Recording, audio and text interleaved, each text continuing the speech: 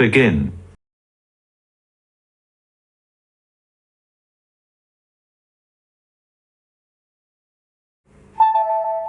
Enter the room.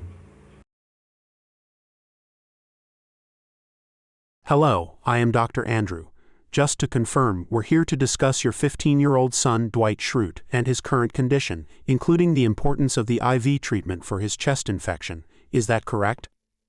Hi, doctor. Thank you for speaking with me. But honestly, I'm just so worried and fed up with everything that's going on with Dwight. It feels like no matter what we do, things keep getting worse, and it's beyond frustrating. I truly apologize for the stress this situation has brought upon you. I am so sorry to hear that Dwight has been going through this. It must be very distressing for both of you, and I understand how frustrating it must be.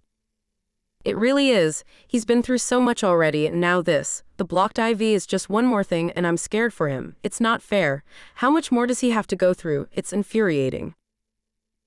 I understand that Dwight is being treated for a chest infection, and currently his IV line is blocked. You're concerned about further attempts to insert an IV cannula, and I sincerely regret that he's had to go through such an ordeal.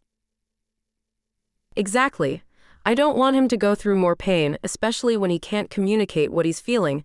It breaks my heart, and honestly, it makes me angry that we're still dealing with this. Why can't they get it right the first time? Before we continue, please know that I am here to listen. Is there anything specific you would like to discuss with me, or any questions you have? I want to make sure I'm addressing every concern you have as clearly as possible. I'm just wondering if there's any other way to treat him without putting him through another IV attempt. I really can't stand to see him in pain again, and frankly, I'm furious that this is still happening. Can you tell me why Dwight was admitted? What were the symptoms he was experiencing? Has he been hospitalized before this? Again, I apologize that he's facing yet another difficult moment. He was coughing a lot, and he seemed more tired than usual. This has happened before. He's had pneumonia in the past, so we try to stay on top of things. But this time, it just got worse so quickly, and now we're stuck here again. It feels like we're just going in circles. What medical conditions does Dwight have? Does he take any medication? Does he have any allergies? I know it must be infuriating to have to go through all of this yet again.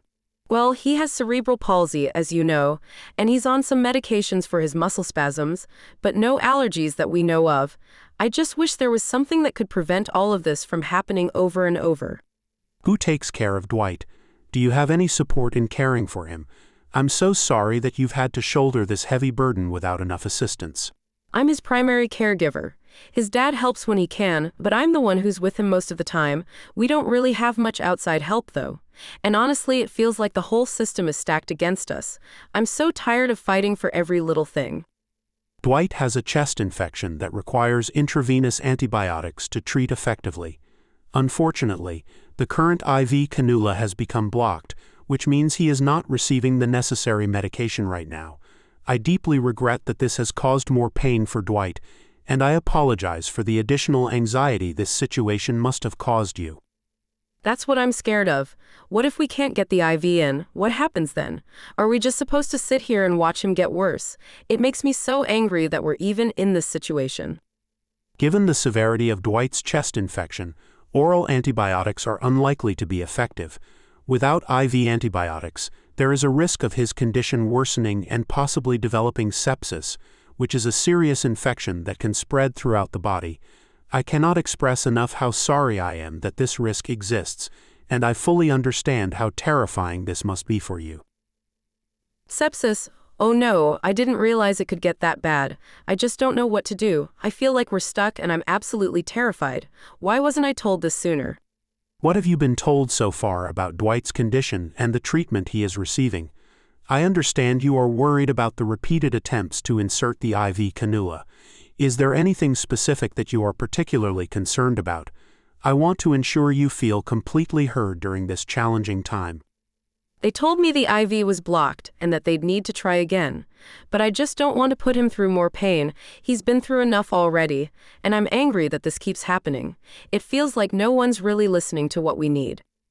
I'm deeply sorry that Dwight is going through this, and I fully understand how distressing this must be for both of you. It's absolutely understandable to be upset when he's in pain and can't express it, and I sincerely apologize for the helplessness you must feel watching him suffer. Exactly.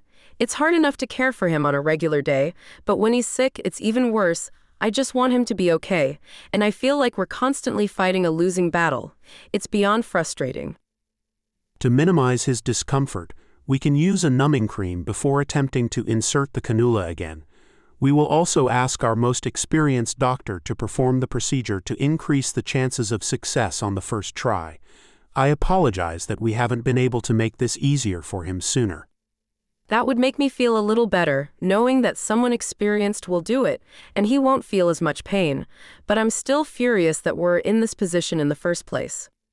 While IV antibiotics are the best option, we can consider alternative medications or methods if IV access continues to be problematic. However, these alternatives might not be as effective as the IV antibiotics. I'm truly sorry that this is the situation we're in, and I wish we had an easier solution right now. I understand. I just want to avoid more pain for him if we can. It feels like every decision 2 we minutes make remaining. is just adding more suffering, and it's hard to accept that. Cerebral palsy can lead to recurrent chest infections due to issues like aspiration pneumonia or reflux. Feeding Dwight in an upright position and consulting a physiotherapist can help manage and potentially reduce the frequency of these infections. I'm so sorry that this has become a frequent struggle for you both. I've heard about that, but it's hard to manage everything. I'll definitely try to get more help with that, but it's exhausting. I'm angry that it's all on me most of the time, and I don't know how much more I can take. To ensure Dwight receives the necessary treatment, we will proceed with the numbing cream and have our experienced doctor attempt IV cannulation. If you're still uncomfortable, I can arrange for a senior consultant to discuss further options with you. I want to make sure you feel supported at every step. Okay, thank you. I think that's the best plan for now. I just hope it works, but I can't help but be angry that this is what it's come to. Is there any other way we can support you during this time? Any additional concerns or difficulties you're facing with Dwight's care that we can assist with? Please don't hesitate to let me know, and again, I'm truly sorry for what you're both going through. I think that's everything for now. I just hope this can be over soon, because we've been through enough, and it's infuriating that we're still here dealing with this. Thank you for understanding, Angela. We'll do everything we can to make Dwight as comfortable as possible and ensure he receives the best care.